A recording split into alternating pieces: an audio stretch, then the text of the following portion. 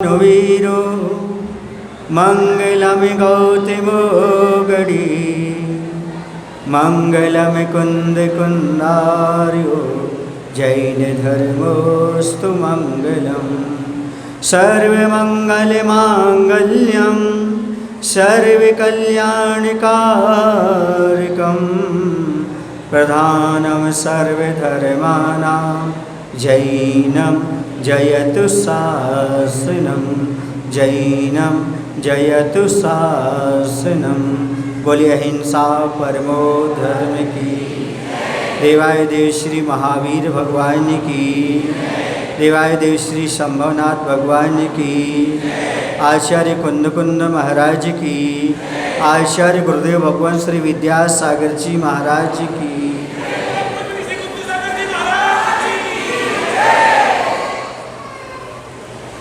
षष्ठी में पंच परावर्तन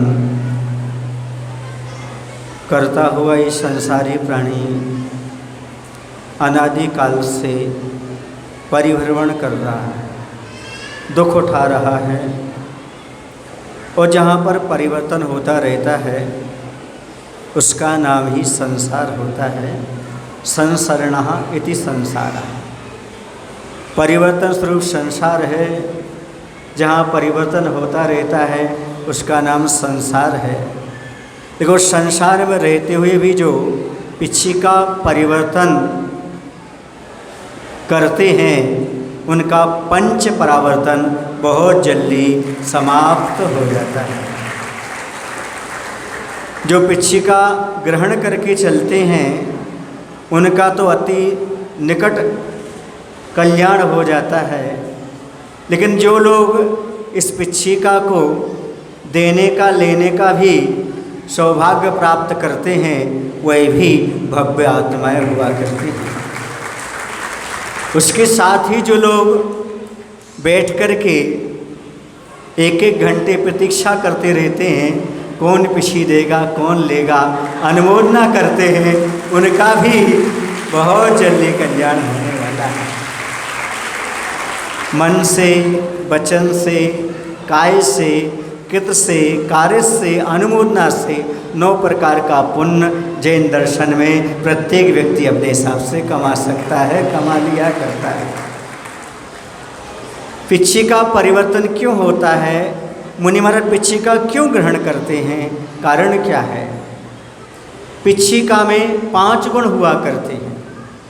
ये जो पिछिका होती है इसमें 5 गुण होते हैं। ये धूल को ग्रहण नहीं करती। दूसरा गुण होता है ये पसीने को ग्रहण नहीं करती। तीसरा ये सुकुमाल होती है, मृदु होती है, और 5वां है हल्की होती है। इतनी सुकुमाल होती है यदि आप अपने आँखों के ऊपर भी इसके लिए स्पर्श कराएंगे तो आपके आँखों में किसी प्रकार की तकलीफ नहीं होगी। इसी प्रकार से मुनि महाराज जहाँ भी उठते हैं बैठते हैं अपने उपकरण को उठाते और रखते हैं, पिछिका का परिमार्जन करके जीवों का परिहार करते हैं, अर्थात जीवों को किसी प्रकार कष्ट न पहुँचे, इसलिए संयम का उपकरण कहलाता है। इसलिए पिछिका वह अपने हाथ में रखा करते हैं। मुनि महाराज इतना ख्याल रखते हैं महाव्रत का पालन करते हुए कि किसी भी प्रकार की जीव को हमारे उठने बैठने में या कोई उपकरण उठाने रखने में, कमंडल आदि में या शास्त्र आदि उठाने रखने में किसी प्रकार की जीव को बाधा ना पहुँचे, इसलिए उन्हें यह मृदु उपकरण ग्रहण करना पड़ता है। और इसको परिवर्तन क्यों करना पड़ता है? एक सुबह मयूख नाम का, अभ्यांश नाम का बच्चा पूछ रहा था, महाराज जी कमंडल परिवर्तन कब होगा? पिछी परिवर्तन तो हो रहा है, कमंडल परिवर्तन कब होगा? तो उन्हें मालूम नहीं था बच्चों को कि क्या है और क्यों परिवर्तन होता है। तो कमंडल इसलिए परिवर्तन नहीं होता, कमंडल चलता रहता है जब तक उसमें कोई छेद ना हो, टूटे फीट ना हो, वो तो वर्षों तक चलता रहता है। उसी परिवर्तन की कोई आवश्यकता इतनी जल्दी नहीं पड़ती। लेकिन पिछी क्यों परिवर्तन की जाती है? क्योंकि पिछिका के नीचे के जो पंख होते हैं वो घिस जाते हैं, कड़क हो जाते हैं, जीवों को कष्ट पहुंच सकता है। इसलिए 1 वर्ष के भीतर भीतर कम से कम एक बार पिछिका का परिवर्तन हो जाया करता है। मने शंका ये उत्पन्न हो सकती है आपके कि यह मयूर पिच्छिका क्यों? क्या मयूर को कष्ट नहीं होता होगा जब पंख निकाले जाते होते होंगे तो? नहीं, क्योंकि ये मयूर स्वतः ही वर्ष में 2-3 बार स्वतः ही ये पंखों को छोड़ देती है। राजस्थान के लोग यहाँ बैठे हैं वो सब जानते होंगे, वह स्वतः छोड़ देती है। किसी जीव को किसी प्रकार कष्ट नहीं पहुँचता, और जो छोड़ देते हैं उनको उठा करके सावक गण इकट्ठा करते हैं और ये पिच्छिका का निर्माण करते हैं। दूसरी बात ये भी मिलती है कि जो मयूर होते हैं नर और मादा, वो आप जैसे अब्रह्म का सेवन नहीं करते। मात्र की आँख से आंसू आ जाता है, उसको ग्रहण कर लेते हैं, उसी से गर्भधारण हो जाता है। इसलिए भी ये जो मयूर पिच्छिका है, यह इस सब विशेषताओं को लेकर के साधु परमेष्ठी को ग्रहण करते हैं। अगली बात ये है, ये जो पिच्छिका हुआ करती है ये मुनि महाराज का यूनिफॉर्म है। क्यों? क्योंकि बहुत सारे लोग संसार में रहते हैं, तो दिगंबर मुनि की कैसी पहचान करें? तो वर्तमान में जिनके हाथ में पिच्छिका है समझ जाओ वो दिगंबर मुनि है, उनकी यूनिफॉर्म, उनकी ड्रेस है। इस पिच्छिका के बिना महाराज 7 कदम से आगे नहीं चढ़ सकते। अधिक से अधिक कितने चल सकते हैं? 7 कदम। उससे आगे यदि भूल से चले गए तो उनको प्रायश्चित ग्रहण करना पड़ता है। इसलिए आचार्य विद्यासागर जी महाराज के शब्दों में पिच्छिका मुनि महाराज का तीसरा पैर है। इसके बिना आगे गमन नहीं हो सकता। ये वर्तमान में बहुत आवश्यक होता है। तीर्थंकर आदि कोई आवश्यक नहीं पड़ता, क्योंकि तीर्थंकरों को दीक्षा लेते ऐसी रिद्धियाँ प्राप्त हो जाती हैं कि वो जहाँ भी चलते उठते बैठते हैं उनसे किसी भी जीव को कोई नुकसान नहीं पहुँचता। इससे उनके पास ना पिछी होती ना कमंडल होती। तीर्थंकर पिछी कमंडल से रहित होते हैं, क्योंकि उनको जन्म से ही आहार तो होता है पर निहार नहीं होता, इसलिए शौच उपकरण की भी आवश्यकता नहीं पड़ती। और साधु मात्र 3 उपकरण अपने पास रखते हैं। 3 उपकरण से ज़्यादा उपकरण उनके पास नहीं होते। एक होता है शौच उपकरण, दूसरा होता है ज्ञान उपकरण, और तीसरा होता है संयम उपकरण। शौच उपकरण का अर्थ है कमंडलू, हाथ पैर धोने के लिए, शरीर की शुद्धि करने के लिए कमंडलू रखते हैं। दूसरा उपकरण होता है ज्ञान उपकरण, शास्त्र आदि जो होते हैं वो ज्ञान उपकरण कहलाते हैं। और तीसरा होता है संयम उपकरण, जिसका नाम पिच्छिका है, जिसका आज परिवर्तन होने के लिए जा रहा है। ये 3 प्रकार के उपकरण साधु परमेष्ठी अपने पास रखते हैं। सबसे नज़दीक जो उनके पास रहता है उपकरण वह पिच्छिका रहती है। और पिच्छिका देने का क्या फल है, पिच्छिका क्यों देना चाहिए? तो एक जगह पढ़ने को मिला था आगम में, जो व्यक्ति नवीन पिच्छिका मुनिराज को प्रदान करता है वो अपने परिवार के साथ दीर्घायु होता है, अर्थात स्वास्थ्य लाभ प्राप्त करता है। ऐसा वहाँ आगम में पढ़ने को मिला। क्यों? इतने सारे जीव 1 वर्ष तक मुनिराज इतने जीवों की रक्षा करेंगे। जो चीज़ आपने प्रदान की है उसका पुण्य तो देखो आप। मुनिराज से एक क्षण भी दूर नहीं रहना, हमेशा उनके पास रहना, और संयम का उपकरण है, और प्रत्येक समय जीव की रक्षा का भाव, मुनिराज का चिन्ह, यूनिफॉर्म, सब कुछ देने का आपको सौभाग्य प्राप्त हो रहा है। इसलिए मेरा सोच कहता है लेने से देने का ज़्यादा पुण्य। किस्सा देने वाले को ज़्यादा पुण्य, क्योंकि वो महाराज के हाथ में रहना है और बहुत दिनों तक महाराज के पास रहना है, और जब तक रहेगी तब तक आपके पास पुण्य वर्गणाएँ पहुँचती रहेगी, तब तक आपके पास पुण्य संचित होता रहेगा, क्योंकि आपने वो पिच्छिका को प्रदान किया है। सहज नहीं है संयम उपकरण को प्रदान करना, ये उपकरण दान कहलाता है। जो उपकरण दान करता है वो नियम से मोक्ष को प्राप्त करता है। क्यों? क्योंकि उसकी सच्ची श्रद्धा देवशास्त्र गुरु पर अटूट श्रद्धा बन जाया करती है, जिसके माध्यम से इस प्रकार का लाभ प्राप्त कर लिया करता है। पिच्छिका में 12 चंदेवा होते हैं। ये जो है ना चंदेवा कहलाते हैं, ये 12 हुआ करते हैं और 12 एक साथ मिलकर रहते हैं। जैसे बेंगलोर में 12 मंदिर के और ज़्यादा एक साथ रह करके रहते हैं, एकता का प्रतीक है। ये कहता है हमें एकता के साथ रहना चाहिए। जैसे शंभुनाथ भगवान के चरणों से बहुत सारे मंदिरों का उद्भव हो रहा है। अभी अपन 2 दिन पहले शिलान्यास करके आए विद्योदय का, और अभी भैया जी ने एक और बात रखी, और हेलंका वालों बहुत पीछे से रखे हुए हैं, और ये सब ज्ञानोदय वालों को पुण्य जाने वाला, उनके खाते में जाने वाला है। जितने लोग आप पूजन अर्चन करेंगे, इन सब जिनने भी अनुमोदना की है इसकी प्रतिमा की, चाहे मंदिर की, चाहे पंचकर्णक की, उनको सबको छठा भाग लगने वाला है। चाहे छोटा हो चाहे बड़ा हो, अनुमोदना मात्र से। आपने पैसा नहीं दिया, आप वहाँ गए भी नहीं, लेकिन आपने ये कह दिया कि बहुत अच्छा काम हो रहा है, जैसा बने हम उसमें सहयोग देने के तैयार हैं। इतना मात्र भाव करने से जो पता नहीं कितने भाव के पाप की निर्जरा कर लेता है, और भाव के लिए पुण्य बांध लेता है, संचित कर लेता है, मात्र हर्षित होकर के, खुश होकर के, हाँ बहुत अच्छा है। ऐसा कार्य तो हमने जहाँ हो वहाँ हमारा तन मन धन न्यौछावर है। और कहते एक राई के दाने के बराबर प्रतिमा स्थापित करने का पुण्य गणधर परमेष्टि भी अपनी जिह्वा से बखान नहीं कर पाते। ये सौभाग्य ये लोग प्राप्त कर रहे हैं, और आप सभी लोग अच्छी कर्तव्य ध्वनि से उनका स्वागत कर रहे हैं। इसका अनुमोदना का पुण्य है। तो इस प्रकार से बहुत सारे कार्य हो रहे हैं। जब हेलंका वाले आए, हमने कहा हमें लगता है आप लोगों के बहुत सारे भाव हैं, इसलिए हो सकता हमारा चतुर्मास यहाँ हो गया हो कि आपका जिनालय का निर्माण करने का भी वहाँ पर एक पुण्य होगा। एक विद्योदय वालों के कारण भी उनका भी एक अच्छा कार्य हो गया, और पता नहीं कहाँ कहाँ के लोग और आगे भी आ सकते, काम कर सकते हैं। बहुत अच्छी चीज़ है। ये पुण्य हर किसी को उपलब्ध नहीं होता। ये सारी चीज़ें हेलंका वालों का तो विशेष पुण्य है, और विद्योदय वालों का पूछो क्यों? इसलिए क्योंकि भैया जी, प्रदीप भैया बोल रहे थे, जब ज्ञानोदय का शिलान्यास हुआ था महाराज जी, जब बहुत कम लोग थे और आप भी नहीं थे, लेकिन अब विद्योदय का हुआ, इतने सारे लोग भी और आप भी आ गए।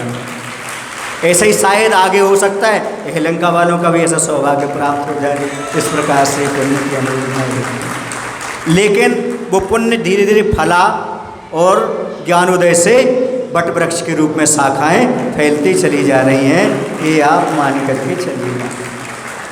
ये सब लाभ पुण्य उन सबको जा रहा है जो भी इसमें नींव के पत्थर बन करके काम कर रहे हैं, करेंगे और आगे बढ़ करके जाएंगे।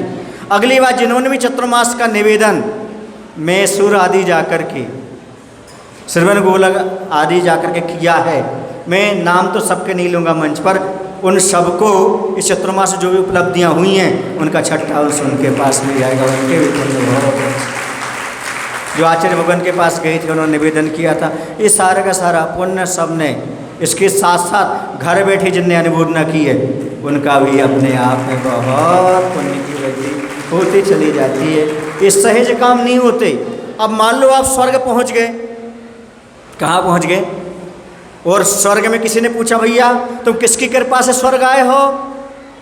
आप कहना मैं किसी कृपा से नहीं आया हूँ, मैंने इतना इतना चतुर्मास में योगदान दिया था, मंदिर में योगदान दिया था, उसके फलस्वरूप आया हूँ। कृपा से नहीं आया हूँ और साथ से आया हूँ, इतना दान करके आया हूँ। ये सब कर करके ये सारी आपको स्वयं अवधि ज्ञान होगा, पूछने की जरूरत नहीं, बताने की जरूरत नहीं, आपको सब ज्ञात हो जाएगा।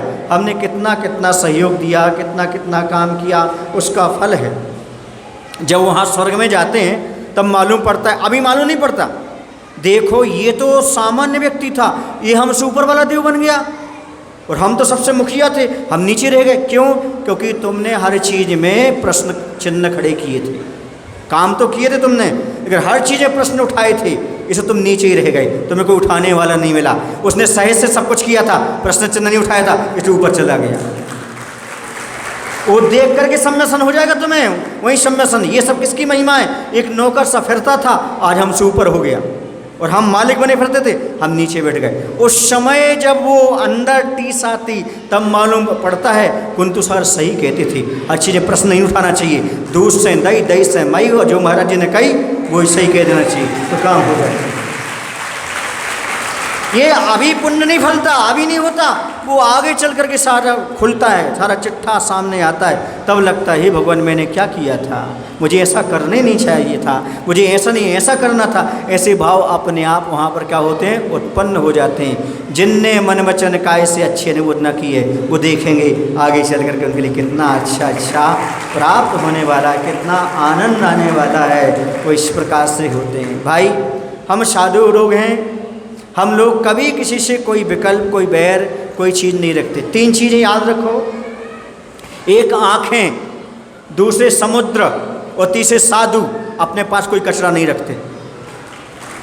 समुद्र का कचरा किनारे पर हो जाता है, आँख का कचरा साइड में निकल जाता है, और साधु के मन में कोई कपड़ा नहीं होता तो कोई कचरा भी अंदर नहीं रखते, सब निकालते चले जाते हैं। जब मूलाचार ग्रंथ पढ़ा तो उसमें लिखा था वसुधम्मी विहरन्तः पीडम न करेन्ति करशै कराई जीवेशु दयावन्ना माया जय पुत्र भंडेशु।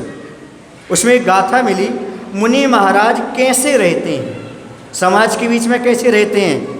तो उसमें लिखा साधुजन पृथ्वी में विहार करते हुए किसी को भी कभी भी पीड़ा नहीं देते, वे सब जीवों पर ऐसी दया रखते हैं जैसे माता का प्रेम पुत्र और पुत्री आदि पर हुआ करता है।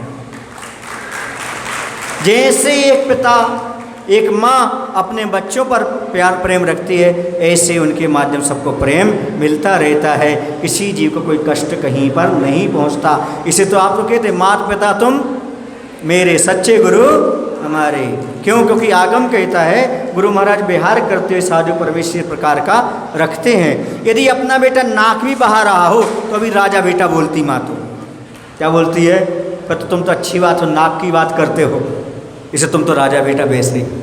राजा बेटा कहने की आवश्यकता नहीं पड़ती, अपने आप वह सब काम अच्छे ढंग से करता चला जाता है।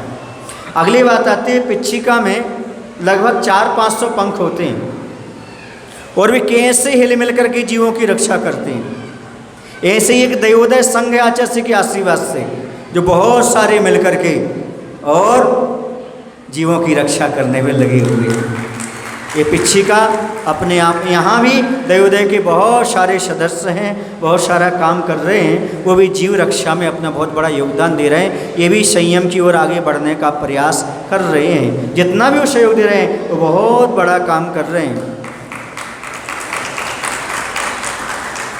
आचार्य ने कहा बाहर की ड्रेस तो पिछी हो गई, अंदर की ड्रेस क्या है साधु की?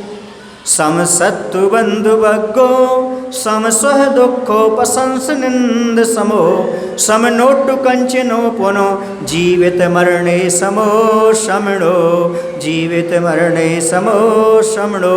सम सत्तु बंधु भगे, बंधु में और बैरी में, शत्रु में समता भाव हो, निंदा प्रशंसा में समता भाव हो, और योग में वियोग में समता भाव हो। कांच में, कनक में, सोना में, और चाहे उसकी गिट्टी में, तुम्हारे पत्थर की गिट्टी में, इन सब में समता भाव रखने वाले, जन्म में मरण में सुख में समता रखने वाला, यही साधु का अंदर का ड्रेस है, यही उनका सच्चा एड्रेस है। इस चीज़ को जो जान जाते हैं वो बिल्कुल साधु परमेश्वर के पास आकर के निर्भय और निर्भीक हो जाते हैं। अब बात यदि हम कहें तो जीवन में परिवर्तन कब आता है? जब समर्पण होता है। जिस जिस व्यक्ति का समर्पण है उसके जीवन में कुछ ना कुछ परिवर्तन अवश्य दिख रहा होगा, परिवर्तन अवश्य आएगा, इसमें कोई दो राय नहीं। अपने आप परिवर्तन आता चला जाता, परिवर्तन बनाना नहीं पड़ता।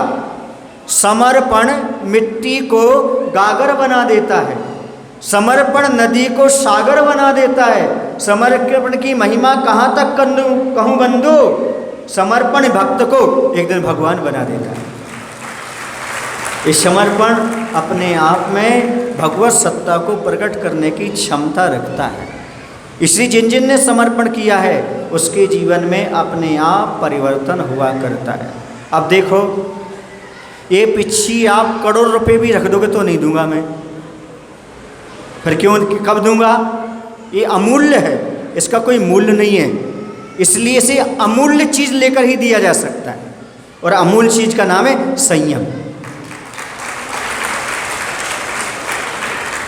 मात्र संयमी व्यक्ति जो संयम धारण करेगा, नियम व्रत को अच्छे से पालेगा, उसी व्यक्ति को ये चीज़ प्राप्त होगी।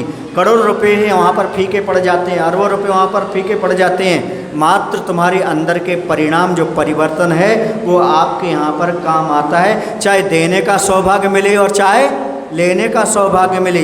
ये समझना कहीं ना कहीं मुनि के हाथ से ये देने लेने का या उनको देने का सौभाग्य मिला है, ये समर्पण का ही परिणाम है।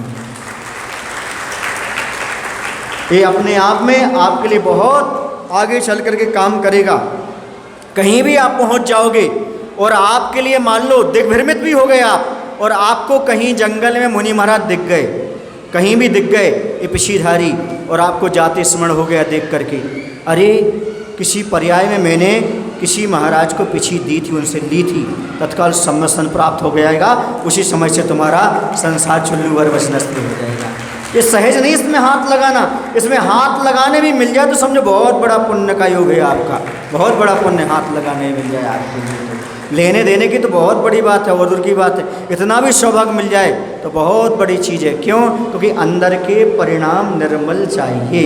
जब तक वो परिणाम निर्मल नहीं तब तक ये काम होने वाला नहीं है। बहुत सारे लोग कह रहे थे महाराज जी हम आपको क्या दें क्या दें क्या दें क्या दें, अब अवसर आ गया, अब दो।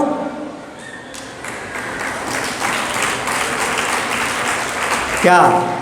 संयम लो और संयम का उपकरण दो, इसके अलावा और क्या है? इससे बड़ा और कुछ नहीं है।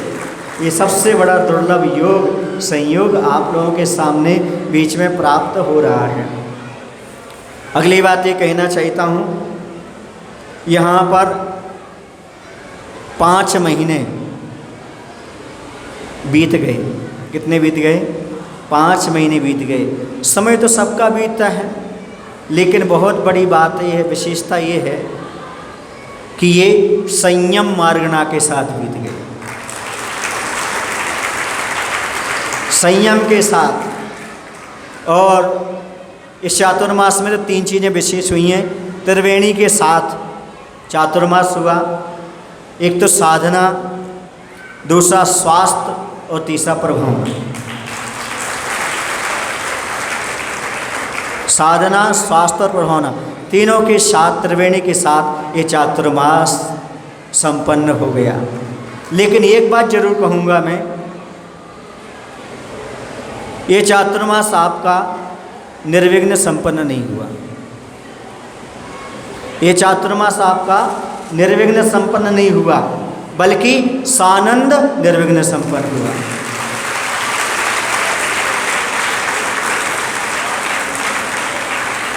आनंद के साथ हुआ। निर्विघ्न होना अलग है, लेकिन आनंद आना अलग है। कितने लोगों को आनंद आया?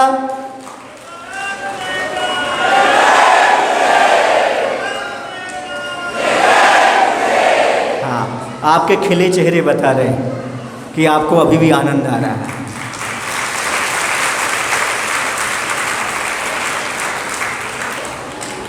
जो लोग बुद्धि की चालनी लेके आए होंगे वो अभी भी असार में पड़े होंगे, वो भी और आगे भी पड़े रहेंगे। और जो हृदय का सूप लेके आए होंगे वो साथ साथ लेकर के चले जाएंगे। वो उनके पुण्य के ऊपर डिपेंड करता है, उनकी बुद्धि पर डिपेंड करता है, उनके ज्ञान पर अज्ञान पर डिपेंड करता है, वो कितना क्या ले करके चले जाते हैं। आसमान से तो पानी बरसता है, जैसा आपका बर्तन पात्र होता है वैसा आपको उपलब्ध हो जाता है। ऐसे गुरुओं की कृपा तो बरसती रहती है। जो गुरु की भक्ति करते हैं पागलों की तरह, उन पर गुरु की कृपा बरसती रहती है बादलों की तरह। अब जैसा पात्र, जैसी योग्यता, वैसा आपको उपलब्ध हो जाता है। गुरु कौन होते? देने वाले। आपका पुण्य पाप आपके साथ रहता है। गाय जितना अधिक दूध देती है उतनी कीमत बढ़ जाती है उसकी। घोड़ा जितनी स्पीड से दौड़ता है उतनी कीमत बढ़ जाती है उसकी। उसी प्रकार से जो भक्त जितना समर्पित होता है उतनी कीमत बढ़ जाती है उसकी। बढ़ाने की आवश्यकता नहीं पड़ती और इसे अपने आप प्राप्त होता जाता है, मिलता चला जाता है। आप लोगों ने चातुर्मास में कुछ दिया है, कुछ लिया है, कुछ किया है कि कुछ लिया है? बोलो ना, कुछ किया है आप लोगों ने कि लिया है कि दिए? किया नहीं। किया कितनों ने? जरा हाथ ऊपर करो, किया कितनों ने? किसी ने नहीं किया, सबने लिया है। मतलब अहंकार किसी ने नहीं किया, आनंद लिया है। जहाँ किया शब्द आएगा वहाँ पर अहंकार आ जाएगा, और जहाँ लिया शब्द आएगा वहाँ पर आनंद आ जाएगा। मैंने ऐसा किया, समझो आपको अहंकार ही बढ़ाया आपने और कुछ नहीं किया। और मैंने लिया, मतलब आपने हमेशा आनंद का अनुभव किया। आनंद का अर्थ विशुद्धि, जो कर्म की निर्जरा में सहकारी होती है, कर्म की निर्जरा करने वाली हुआ करती है, वह व्यक्ति इस प्रकार का काम करके आगे बढ़ जाता है। अगली बात मैं कहना चाहता हूँ, आप रूमाल रखते हो, रूमाल में यदि गांठ लग जाए तो क्या होता है? छोटी हो जाती है रूमाल। वैसे जो गांठ के साथ जिया होगा उसका व्यक्तित्व बौना हो गया होगा। और यदि गांठ लगती है ना तो सामने वाली वस्तु पर लेना चाहे तो पर्याप्त नहीं मिलती, और गांठ रहित रूमाल हो तो पर्याप्त मिल जाती है। जो गांठ लेकर आया होगा वो पर्याप्त प्राप्त नहीं कर पाया होगा, जो गांठ से रहित होकर आया होगा उसने पर्याप्त प्राप्त कर लिया होगा। ये पीछे का परिवर्तन, आगे का भी परिवर्तन और पीछे का भी परिवर्तन, पीछे का भी परिवर्तन कर देता है और आगे का भी परिवर्तन कर देता है। इतिहास को धो देता है और भविष्य की अच्छी परिकल्पना करने के लिए तैयार हो जाता है। आगे पीछे का जिससे परिवर्तन हो जाए उसका नाम होता है पीछे का परिवर्तन। अब अगली बात मैं कहता हूँ, आपके बीच में रह करके स्वाध्याय किया, कराया, आप लोगों को अच्छा भी लगा होगा।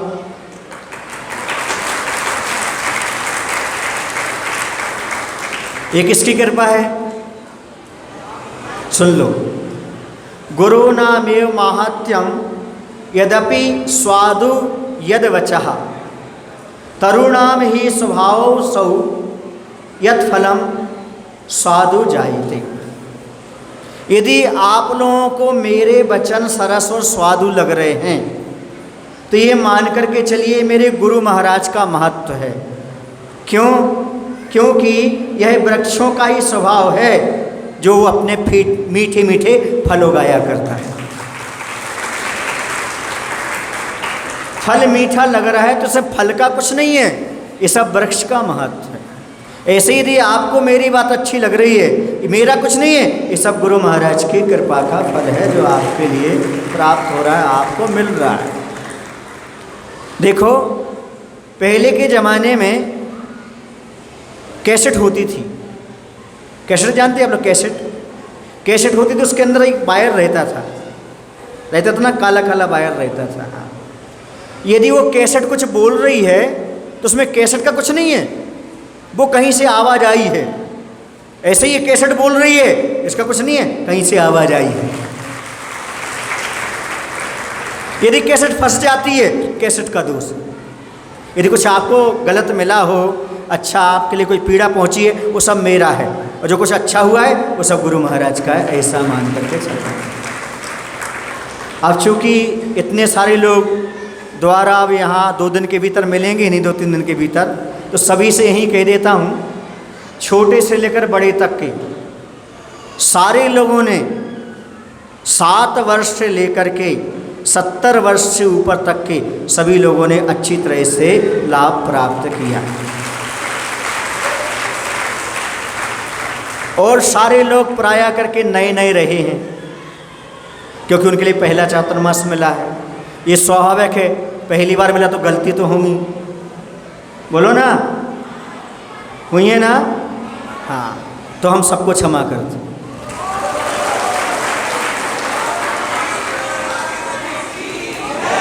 मैंने भी पहला चातुर्मास किया है आपके बीच में, तो मुझसे भी डांटना आ गया होगा, बुरा भला कहना आपको आ गया होगा, कभी मेरी वाणी के तीर आपको चुभ गए होंगे, तो मैं यही कहता हूँ यदि आप लोगों को मेरे मन वचन से ऐसे कष्ट पहुँचा हो तो आप बुरा नहीं मानना, अपना समझ करके वहीं छोड़ने का प्रयास करना और आगे बढ़ जाना, क्योंकि ये मोक्ष मार्ग है। क्षमा मांगना, क्षमा करना मोक्ष मार्ग में सबसे पहला गुण होता है। और आप सभी लोग अच्छी तरह से ऐसे हिल मिल करके धर्म की प्रभावना करते रहें, मेरा ऐसा आशीर्वाद है। कई बार ऐसा होता है कि बहुत सारी बात अच्छी हो जाती है, कभी कभी एक आध बात गड़बड़ हो जाती है। क्यों हो जाती है? क्योंकि पूरा चेहरा अच्छा हो तो एक आधी तिल हो जाता है, वो भी शोभा बढ़ा देता है। वो भी कह देता चलो शोभा बढ़ गई, हो गया, ऐसा हो गया, नज़र नहीं लगेगी। क्या नहीं लगेगी? क्या कह दिया जाता है? नज़र नहीं लगेगी। लेकिन याद रखना, अब आगे तिल तिल मत बना देना, इतना ध्यान रखना, वरना मालूम पड़ा कि शोभा की जगह शोभा बिगड़ गई तो सारा गड़बड़ हो जाए। उसको सावधानी रखना, आप इस प्रकार से करना। वैसे जो मैंने सहजता से आपके यहाँ चातुर्मास किया है, आगे मुश्किल इतना सहेज मिल जाए आपको तो। क्यों? क्योंकि पहले आप लोगों ने कहा हम तो अज्ञानी हैं, पहली बार हम कुछ जान नहीं सकते, हमें पता नहीं है। अब आगे नहीं कह पाओगे आप, क्योंकि कोई महाराज आएंगे तो यही कहेंगे कुंतु सार तो होकर गए। अब नहीं चलेगा आपका कि जैसा है ठीक है, हो गया, चल रहा। अब आगे नहीं चलेगा। अब आपके लिए पूरा व्यवस्थित करना पड़ेगा और अच्छे से करना पड़ेगा। महाराज तो हम लोग कमियां बता दो, हमारी कमियां क्या हैं, ये बताने की आवश्यकता नहीं है।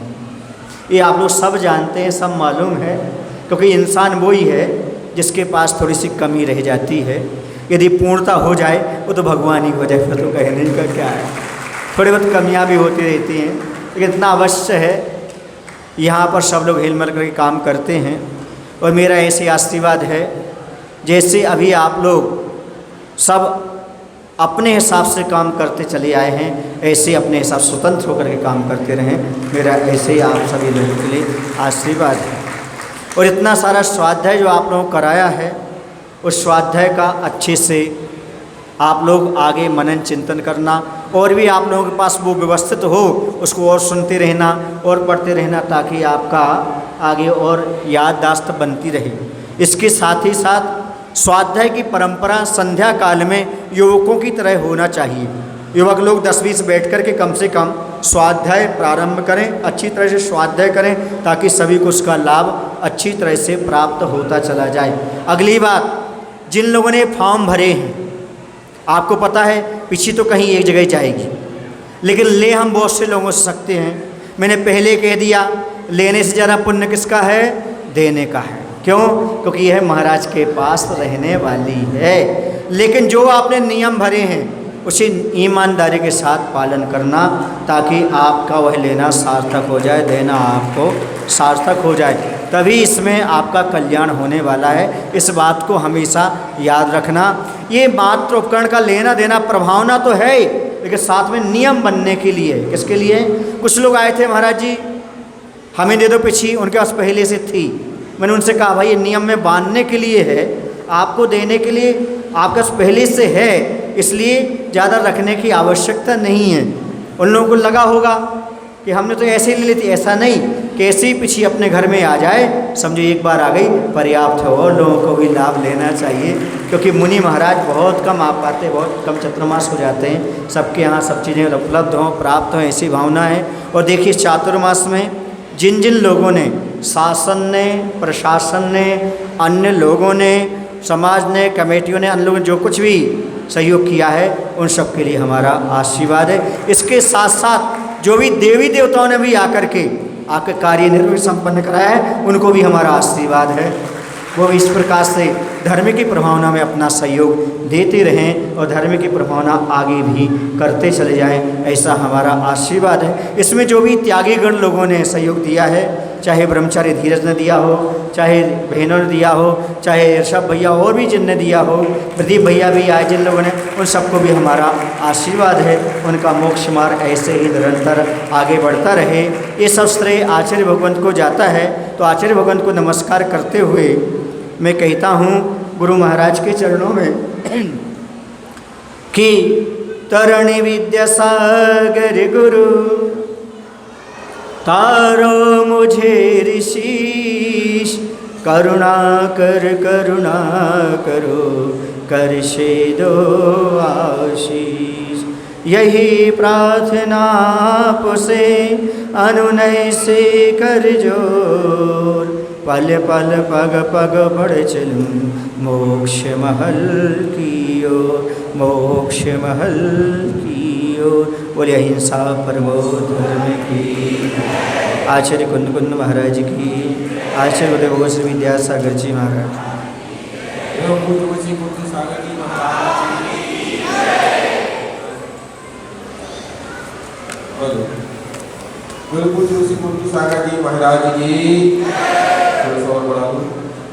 हाँ, अध्यक्ष साहब 2 मिनट में आभार व्यक्त करें अपना।